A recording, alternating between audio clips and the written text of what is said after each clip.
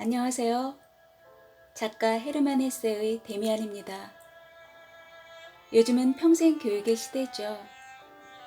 평생 교육으로 자기 성장을 할 수 있어 좋기 때문에 평생 교육이라는 단어가 생긴 것 같네요. 데미안도 성장 소설입니다. 책에는 데미안에게 큰 영향을 미치는 세 사람이 등장하고 작가는 그들과의 대화와 사색을 통해 데미안이 성장해 나가는 모습을 그렸습니다. 오늘은 그 중요한 부분 5장, 7장과 8장을 낭독해 드릴게요.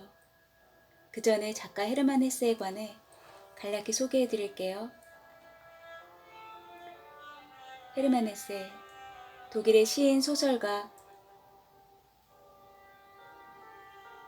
시바벤 지방의 카르브에서 목사의 아들로 태어났다. 그는 회고적 서정성이 농후한 신낭만주의적 경향의 작가로 출발했으나 1차 세계대전을 통해 깊은 내면적 사고를 갖게 되었다. 그의 소설 데미안은 현실에 대결하는 영혼의 발전을 그리고 있으며 시달타는 작가의 세계관과 인도 철학이 아름답게 조화를 이루고 있다. 1946년 노벨 문학상과 괴테상을 받았다.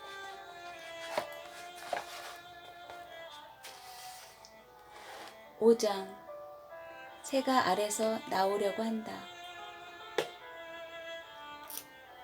내가 그린 꿈결 속의 새는 떠나고 대신 나는 친구를 찾았던 것이다. 그래서 아주 희한한 경로를 통해서 나는 답장을 받았다. 수업 중간 휴식 시간이 끝났을 때 나는 종이 쪽지가 내 책 속에 꽂혀 있는 것을 발견했다. 그것은 가끔 학우들이 수업 중에 몰래 쪽지를 전할 때 하는 식 그대로 접혀 있었다.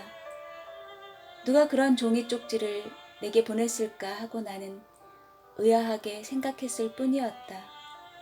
그도 그럴 것이 나는 그때까지 어떤 동급생과도 그런 교제를 한 일이 없었기 때문이다. 나는 그것이 학교에서 흔히 하는 무슨 장난을 치자는 내용이려니 생각했다. 절대 그런 일에 관여하지 않을 생각으로 나는 그 종이 쪽지를 읽지도 않고 책 앞쪽에다 꽂아 두었다. 그리고 수업 중에 우연히 다시 한번 그것을 손에 들게 되었다. 그 종이를 만지작거리다 무심코 펼쳐본 나는 그 속에 몇 마디 말이 적혀 있는 것을 발견했다. 그것을 훑어보며 어떤 말에 주춤하지 않을 수 없었고 난 깜짝 놀라 그것을 다시 읽어보았다. 읽는 동안에 내 심장은 무서운 한계를 만난 듯 운명 앞에서 오싹하고 움츠러들었다. 새는 알에서 나오려고 한다. 알은 새의 세계다. 태어나려고 하는 자는 하나의 세계를 파괴하지 않으면 안 된다. 새는 신을 향하여 날아간다. 그 신의 이름은 아프락사스라고 한다. 나는 여러 번 그 글을 읽고 깊은 명상에 잠겼다. 의심할 여지가 없었다. 그것은 데미안의 회답이었다. 나와 그를 제외하고는 아무도 그 새에 대해서 아는 사람은 없었다. 그는 내 그림을 받았던 모양이다. 그는 이해를 하고 나에게 해석을 하는 데 도움을 주었다. 그러나 이 모든 일이 어떻게 관련이 되어 있는 것일까? 그리고 무엇보다도 그것이 나를 괴롭혔지만 아프락사스라는 것의 정체는 무엇일까? 나는 한 번도 그런 말을 들어본 일도 없고 읽은 일도 없었다. 그 신의 이름은 아프락사스라고 한다. 수업에는 조금도 귀를 기울이지 못한 채 시간이 끝났다. 그날 오전 중에 마지막 시간이 시작되었다. 그 시간은 젊은 보조교사의 수업이었다. 그는 갓 대학을 나왔고 매우 젊어서 우리들한테 쓸데없는 티를 내지 않았기 때문에 벌써 우리들의 호감을 사고 있었다. 우리는 폴로 박사의 지도로 헤로도트를 읽고 있었다. 이 읽기는 내가 흥미를 가질 수 있는 몇몇 학과 중에 하나였다. 그러나 내 마음은 그때 그곳에 있지 않았다. 나는 기계적으로 책을 펼쳐놓고 있을 뿐이었다. 그리고 해석하는 것을 따라가지도 않고 생각에 잠겨 있었다. 그런데 나는 데미안이 그 옛날 종교 시간에 내게 말했던 것이 얼마나 옳았던 논지인가 하는 것을 수차 경험해서 알고 있었다. 사람이 아주 강렬한 희망이 있으면 그것은 이루어진다고 했지 않은가. 만일 수업 중 매우 강렬하게 나 자신의 생각에 몰두하면 선생은 나를 가만둘 것으로 안심해도 좋았다. 그런데 머리가 산란하거나 혹은 졸음이 올 때면 갑자기 선생이 내 옆에 서 있곤 했다. 그것은 나도 이미 당해본 일이었다. 그렇듯이 진실로 생각에 몰두하고 있으면 안전했다. 그리고 나는 이미 눈초리로 노려보는 실험도 해보았고 또 그것이 믿을만 하다는 것도 깨달았다. 그것은 옛날 데미안과 사귀던 시절에는 성공을 못했던 일이었다. 그런데 지금에 와서는 눈초리와 생각만으로도 아주 숱한 일을 해낼 수 있다는 것을 종종 느낄 수가 있었다. 지금도 나는 역시 그러고 앉아 있었고 학교와 헤로도트와는 멀리 떨어져 있었다. 한데 그 순간 뜻밖에도 선생님의 목소리가 내 의식을 번갯불처럼 내리치는 바람에 나는 질겁을 해서 정신을 가다듬었다. 나는 그의 목소리를 들었다. 그는 바로 내 곁에 바싹 붙어 서 있었다. 나는 이미 그가 내 이름을 불렀거니 하고 생각했다. 그러나 그는 나를 쳐다보지도 않았다. 나는 안도의 숨을 내쉬었다. 그러고 나는 다시 그의 목소리를 들었다. 큰 소리로 아프락사스라고 했던 것이다. 그 첫머리는 듣지 못했지만 폴러 박사는 설명을 계속하고 있었다. 우리는 고대 그 교파의 신비적인 단체의 논법을 합리주의적인 관찰의 입장에서 생각하듯이 그렇게 소박하게 상상해서는 안 된다. 우리들이 가진 과학과 같은 것을 고대는 전혀 알지 못했던 것이다. 그 대신 고도로 발전한 철학적 신비적인 진리에 대한 연구가 성행하고 있었다. 거기서부터 부분적으로는 분명히 가끔 사기와 범죄 행위로 나가기까지 한 마술과 유희가 발생했다. 그러나 그 마술 역시 고귀한 내력과 깊은 사상을 보존하고 있었다. 내가 앞서 예를 든 아프락사스의 설도 그렇다. 이 이름은 회랍의 주문과 관계가 있다고 말하고 있는데 오늘날에 있어서도 대개는 야만 민족이 가지고 있는 어떤 마귀의 이름이라고 왕왕 생각되고 있다. 그러나 아프락사스는 훨씬 더 많은 것을 의미하고 있는 것으로 안다. 우리는 이 이름을 대략 신적인 것과 악마적인 것을 결합시키는 상징적 관계를 가진 일종의 신이라고 생각할 수 있을 것이다. 그 몸집이 작은 학자는 섬세하고 열성적으로 얘기를 이끌어 나갔다. 주의 깊게 귀를 기울이고 있는 아이는 하나도 없었다. 그리고 그 이름이 그 이상 나오지 않게 되자 내 주의력도 다시 나 자신의 내부로 되돌아가 버렸다. 신적인 것과 악마적인 것을 결합시킨다고 한 말의 여운이 아직도 내게서 사라지지 않고 있었다. 나는 여기서 연관을 지을 수가 있었다. 그것은 우리들 우정의 마지막 시절에 있어서의 데미안과 대화를 한 후로 내게는 더없이 친근했던 것이다. 우리는 틀림없이 우리가 받드는 한 신을 소유하고 있었다. 그러나 그 신은 자의로 갈라진 세계의 절반만을 나타내고 있을 뿐이다. 그러나 우리는 전체 세계를 받아들여야만 할 것이다. 따라서 악마까지도 겸한 신을 갖고 또 신의 봉사를 하는 동시에 악마에게도 봉사를 하지 않으면 안 된다. 대강 이런 얘기를 데미안은 했었다. 그렇다면 아프락사스가 바로 그런 신인 동시에 악마적인 존재가 아닌가? 한동안 나는 대단한 열성으로 단서를 찾으려고 해보았으나 전혀 진전이 없었다.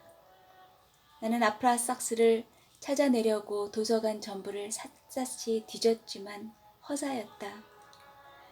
그러나 나의 천성은 손에 쥐고 보면 돌에 불과한 그런 진리를 발견코자 노력했는데 그런 작업은 직접적이고 의식적인 탐구 방법에 어울리지 않았다.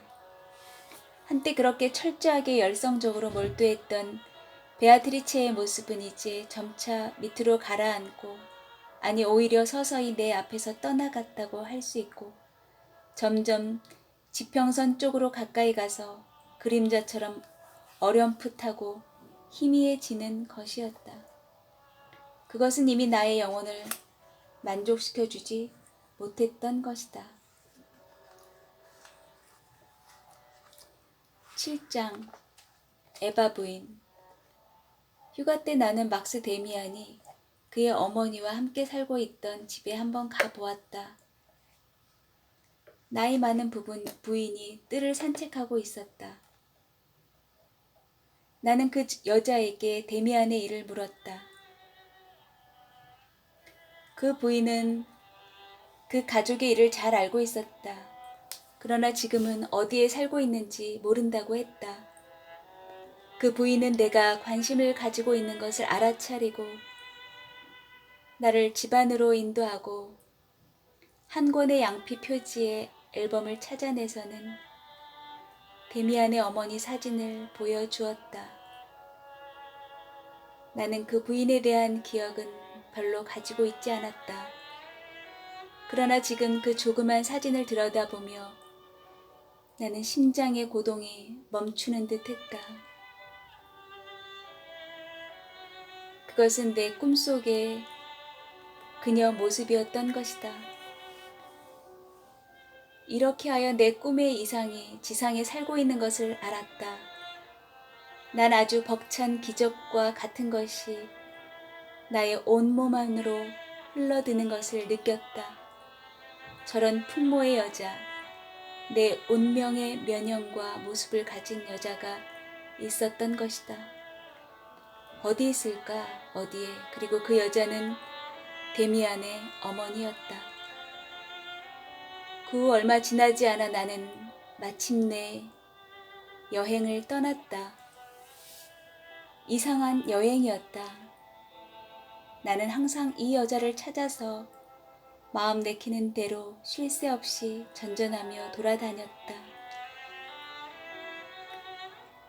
때에 따라서는 그 여자 생각을 하게 되고 그 여자와 꼭 닮은 데가 있어서 마치 혼란에 엉킨 꿈속에서처럼 나를 데리고 알지도 못하는 거리에 좁다란 길이나 열차 안으로 끌고 다니는 그런 여자의 모습만을 만날 때도 있었다.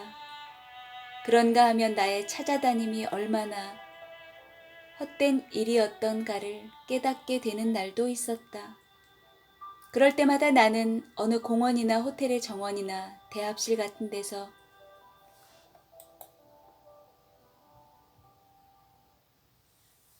손을 깍지 끼고 앉아 나 자신의 속을 들여다보며 그녀의 모습을 마음속에 생생하게 다시 살려내려고 애썼다. 그러면 그녀는 수줍은 듯이 내게서 도망치려 했다. 나는 결코 잡을 수가 없었다. 다만 낯선 풍경 속을 달리는 기차 안에 앉아 15분가량 졸 수 있었을 뿐이다. 한 번은 추리에서 한 여자가 내 뒤를 따라왔다. 아름답지만 좀 뻔뻔스러운 여자였다. 나는 그 여자를 뒤돌아보지도 않고 무시한 채 걷기만 했다. 나는 다른 여자에게 단 1시간이라도 흥미를 가지게 된다면 오히려 내 자신 그 자리에서 죽어버리는 게 낫다고 생각했다. 나는 운명이 나를 잡아당기고 있는 것을 느꼈다. 이제 가까운 날에 실현될 것만 같은 기분이었다. 그러나 난 그것에 손도 내밀 수 없는 초조감으로 미칠 지경이었다. 한 번은 정거장에서 그것은 인스부르크라고 생각된다. 아침에 출발하는 기차의 창가에 앉아 그 여자를 연상케 하는 사람의 모습을 보고 하루 종일 침울했다. 그리고 그 모습은 밤에 다시 나의 꿈속에 나타났다. 나는 부끄럽고 서글픈 생각으로 내가 떠들고 있는 무의미함에 눈을 뜨고는 당장 집으로 돌아왔다. 몇 주일 후에 나는 H대학에 입학 수속을 했다. 그러나 이것저것 모두가 나를 실망시켰다. 내가 들은 철학사 강의는 학생들의 행동과 같이 속이 텅 비고 기계적이었다. 모든 것은 천편일률로 누구나 판에 박혀 있었다.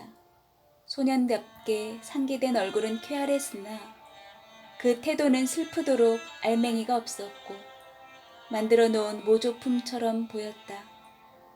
그러나 나는 하루 종일 자유로웠다. 교회의 낡은 집 책상 위에는 니체의 책이 몇 권 놓여 있었고 난 그곳에서 쾌적한 생활을 하였다.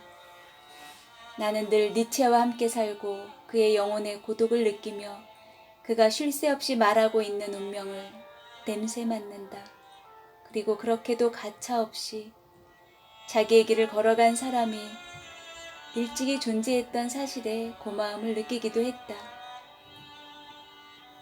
어느 가을날 밤늦게 거리를 거닌 일이 있었다. 음식점에서 학생단의 노랫소리가 들려왔고 열어 젖힌 창에는 담배 연기가 뭉게뭉게 피어나고 있었다. 그 노래는 더욱 높이 물결처럼 넘쳐 흘렀지만 한결같이 감격과 생명이 결여되어 있었다.